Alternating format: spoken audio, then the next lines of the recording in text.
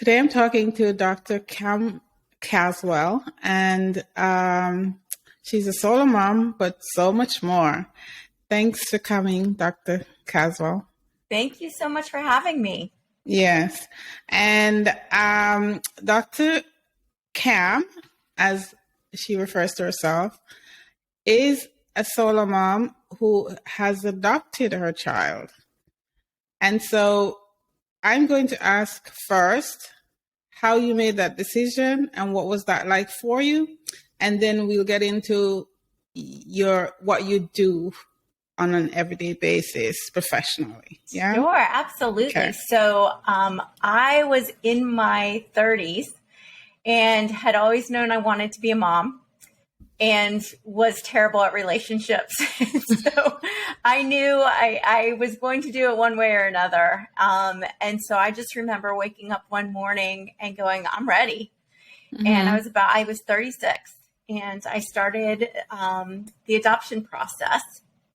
And I mean, it makes it sound like it's super easy. It was a big decision.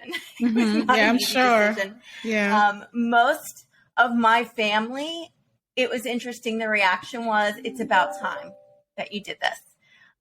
So they were really supportive. Several of my friends afterwards told me they thought I was absolutely crazy doing this on my own. But I didn't feel like I had a choice. Mm-hmm. And so I adopted my daughter from Guatemala. So 15 years ago, we just celebrated our adoption day on August 2nd. And it's been the two of us ever since. So I have been a single mom, and I'm a single mom with a teenager right now. Oh, wow. Wow, that's brave. Those of us who had our own children, naturally, that's what we're saying. You're brave. All right. So the focus in your career is on teens, mm-hmm. and you're currently raising a teen. Mm-hmm. Tell us some of the biggest challenges you have with your teen. Yeah. So I think what's interesting is because I'm so focused on adolescence and mm-hmm. understanding teens, that mm-hmm. a lot of the difficulties that we have are not because she's a teen. It's because we're two human beings and two mm-hmm. women living under the same roof and mm-hmm. trying to figure things out. So I think a lot of them, most of the issues I'm facing are self-inflicted. There are expectations that I set for myself. There are expectations that I set for her that I realize are my expectations. Mm-hmm. And it's just dealing with that stress and dealing with the different things that come up that can have a lot of pressure, and being very focused on my reactions to her.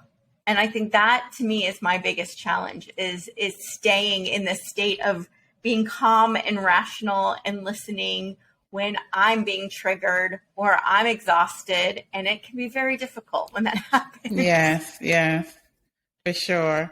I don't think I remember the teenage years that well, but I can understand not being able to communicate with a teen as a mom. Mm-hmm. And I think one of the biggest thing is, for me, it was I made it all about me. Yes.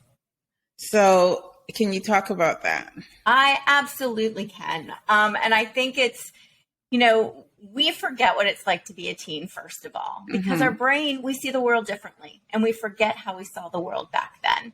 We have a lot of negative memories from being teenagers, mm-hmm. Because our brain at that point is geared towards negativity, and more salient memories are tied to negative events. So we have a lot of negative emotions based on adolescence. We also remember, probably a lot of us had a lot of conflict with our own parents, right?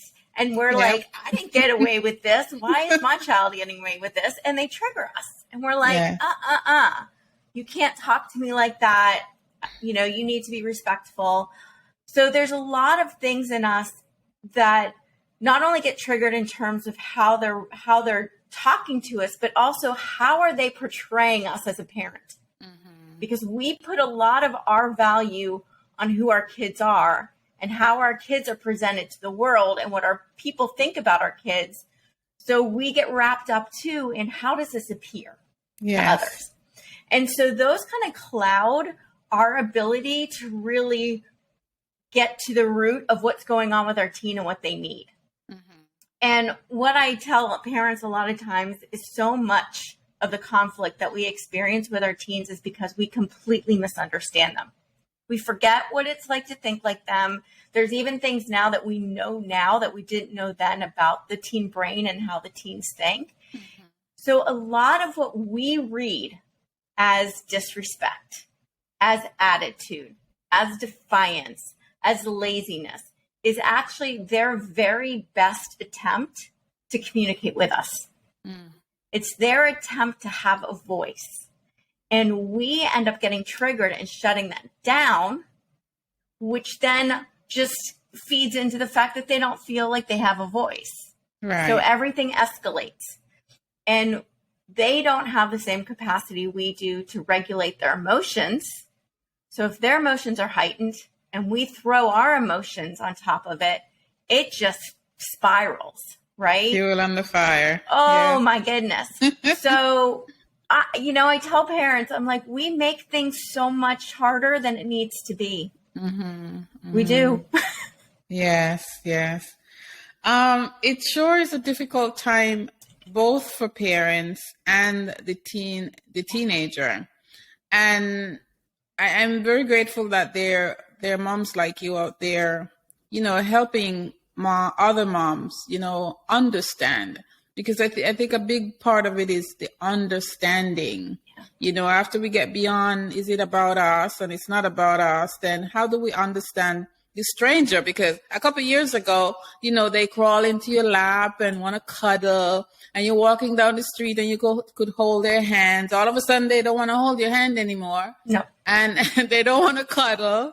And, so what do you do as a parent, as a solo parent? Yeah. Thrown in the middle of, life with this stranger, this sudden stranger in your house. I think it's even harder as a solo parent because you've learned to rely on your kids to give you what you need, right? So you've relied on that cuddling, you've relied on that affection, you relied on that positive feedback, and all of a sudden you're not getting it. And so it's hurtful. I mean, you feel rejected by your own kids and you're like, I'm alone now, right? What did I do wrong? And I think one of the things that parents don't realize is that when their kids are, I just the other day, I was dropping my daughter off at school to go pick up her computer, right? And I'm like, do you want me to drop you off here? And she's like, no, Mom, I'm in high school. You got to drop me off back there. And I just laughed. I'm like, okay. And it was not about me. It was not about me. It was about how she wanted to appear to her peers. Yeah. And so it's, and so I didn't take it personally. I laughed. I was like, yeah, I get it, and they're very focused on how they appear to other people. The other thing that's really hard for them, and again, I think this is even more so when we're solo moms, is our relationship with our kids, I think, is extremely close because we don't have that spouse that kind of, so we have a lot more time to spend with our kids, right? Yes. So we have a very unique, amazing relationship with our kids, but that makes it even harder for both of us when we need to start separating. And our teens are hardwired to separate from us. They have to, because they need to have a sense of independence, of autonomy, of self-agency, where I can do this on my own. And the closer our relationship to them, the more they have to push us away, because it's not easy for them either. They don't necessarily want to. They have to. Yeah. And so sometimes they do in a way that feels really hurtful. And it's because that's the only way they know how to create that separation. So I think it's recognizing that that is a need for them. Yeah. And it's a sign of healthy development. and that we want to be able to give them that space. And when we give them that space and we allow them that freedom and autonomy, they come right back. Yeah. Wow, that's an interesting point, because I never looked at it that way, that if you're the only parent they have and they're the only family you have, right? And all of a sudden it look like they're pulling away, then that creates a loss for us. It's a big loss. Yeah. Wow. I never We're looked like, at now it that what way. do we do? Right? Yeah. Yeah. I tell a lot of moms in those situations, and I mean, me too, right? It's like at that point, a lot of us have this tendency or this kind of reaction that we chase after them. And it's almost, I kind of liken it to, you know, if someone breaks up with you and you just keep like, have you ever like broken up and they keep calling and they're not getting the point? You're like, no, it's over. Yeah. So we kind of put ourselves in that situation, you know, we're kind of like constantly.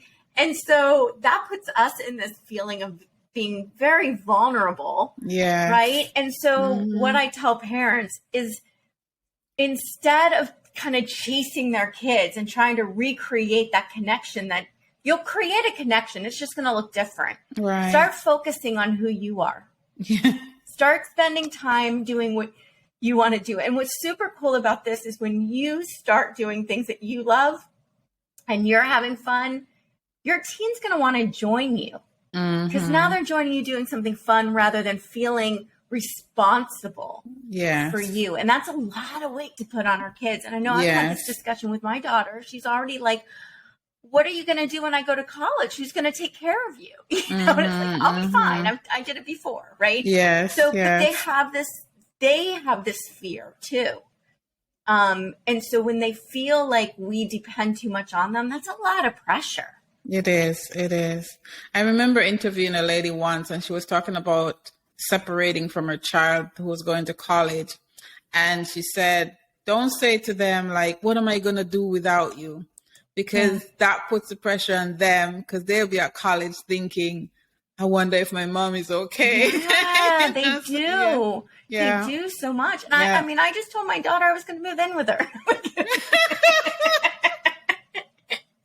No, I want her so badly. I'm like, you go do your life. Like, I just think it's so important for her to go do her life. And the more you allow them to do their life, the more they're going to want to include you in it. Right? Because it's not a force thing. It's a want thing that they want. And so I think when we kind of take a deep breath and we let go, that's when they don't have to push us away. We don't want to make them push us away. Yeah. And if we won't give them the space, then they have to push harder and harder. And that's when it gets hurtful.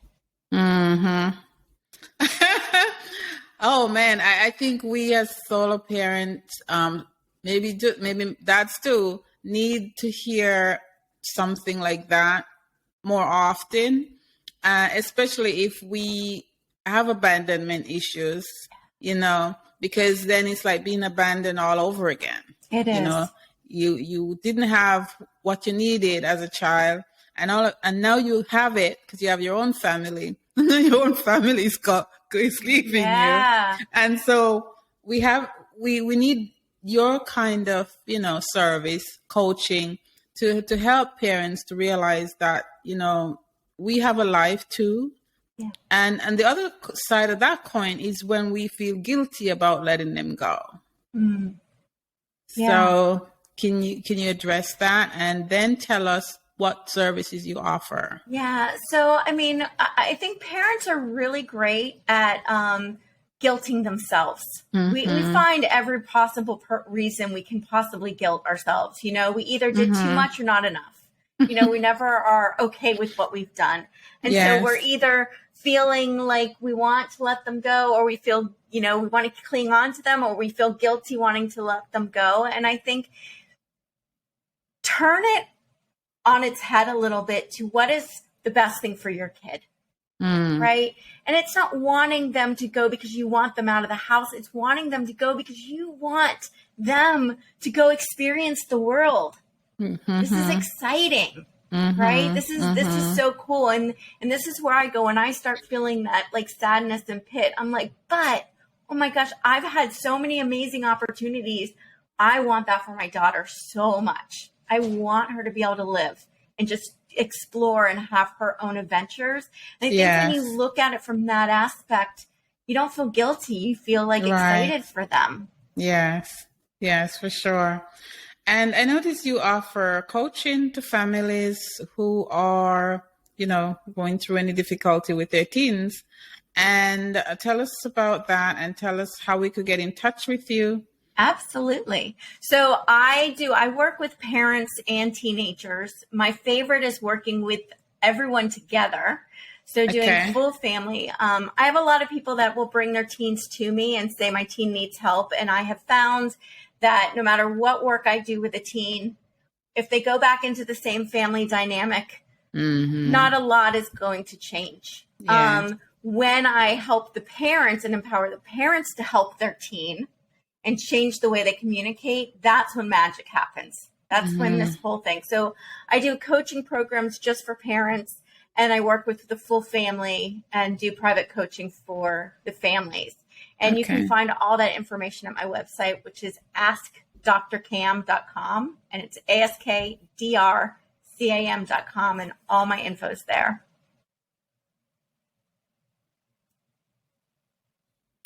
Thank you very much. Absolutely. You also do a podcast. I do. Tell us about that. Yeah. Yeah, I do a podcast twice a week, Parenting Teens with Dr. Cam.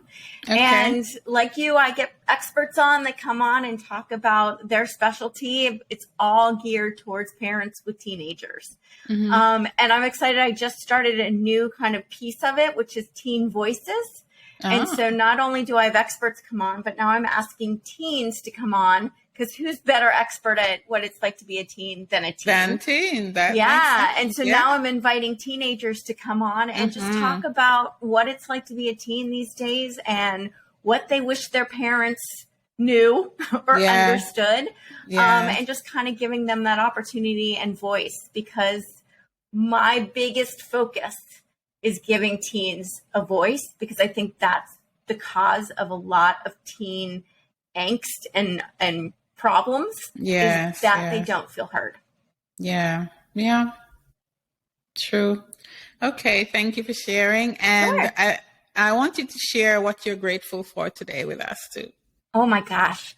I am always grateful for my daughter. I have to say that. Maybe it sounds cliche, but I am so grateful for my daughter. And I'm grateful for the relationship that we have, because it's a drama-free zone here. And I am so blessed to have that. And it's amazing. Okay. Thank you. And do you practice self-care, and what does that look like for us? For you, sorry. Oh boy, do I ever. I have to. I can't tell other parents to practice self-care and not do it myself. So it's about getting outside and getting fresh air and walking every day, because that is so necessary. It is practicing being mindful and having those moments of gratitude, because it is shown scientifically that we can wire our brain to be grateful, which reduces our stress and increases our happiness. And so it is something that you can purposefully do that can change the way you perceive the world. And I've been doing it now for several years, and I actually have suffered from depression. I have my whole life. And I'm now completely weaning myself off of medications and everything else, because I'm focused on the self-care and rewiring the way I view the world. And it's amazing. Yeah, definitely. Thank you for sharing that, Dr. Cam. And I'm not going to keep you any longer. I really appreciate you sharing with us. What one piece of advice could you give to a solo mom today? And since we're on the topic of teenagers struggling with the relationship with their teen right now. I think we covered it, and I want to go back and reiterate it, because I think it's so important. As hard as it is, do not take things personally. We take so much personally with our teens and the way they're reacting. And remember, it is so hard to be a teen. They are stressed. They have bad days. They don't have the same ability to filter. And so all of their emotions and all their feelings just come spewing out of them. And we're their safe place. We're their safe harbor. So we get a lot of their storm because they know they can trust us.